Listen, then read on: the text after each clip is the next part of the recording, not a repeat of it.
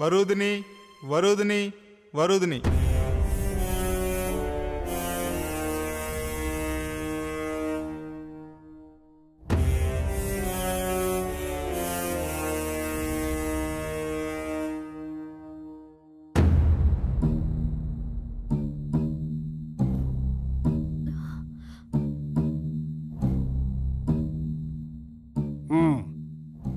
Your honour, నా client Parthasarathi ప్రతివాది శ్రీమతి వరోధినిని పూర్తిగా నమ్మాడు, స్వేచ్ఛనిచ్చాడు.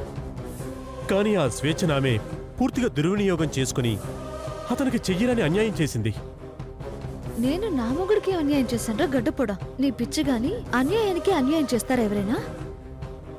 నీ క్లయింట్ను నేను కొన్ని ప్రశ్నలు అడగదలుచుకున్నాను, కాబట్టి నువ్వు కాసేపు మౌనంగా కూర్చుంటే బాగుంటుంది. అలాగే యువర్ ఆనర్. పార్థసారథి, నువ్వింతకు ముందు వాయిదాలో ఇద్దరిని తీసుకొచ్చావు. 5,000కి అమ్మని 10,000కి నాన్నని పట్టుకొచ్చావు, అవునా?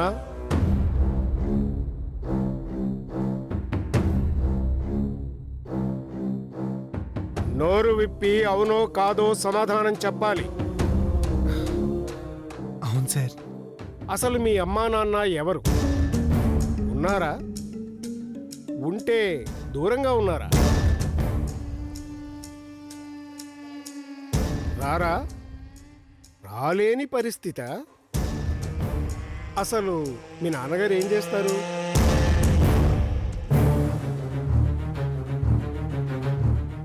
మీ అమ్మగారు ఏం చేస్తూ ఉంటారు? వాళ్ళ పేర్లేమిటి? మీకు తెలుసు కదా సార్. నేనంటే ఎవరు? ఇక్కడ నేను న్యాయమూర్తిని మాత్రమే. వ్యక్తిగత పరిచయాలు కోర్టులో చెల్లవు నాయనా.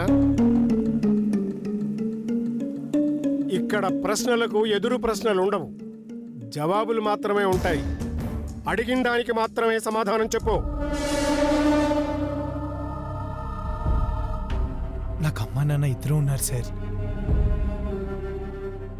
అమ్మ పేరు భారతి, నాన్న పేరు ప్రసాద్. వాళ్ళకి నువ్వు విడాకులు తీసుకోబోతున్న విషయం తెలుసా? తెలుసో తెలీదో మీకు తెలుసు కదా సార్.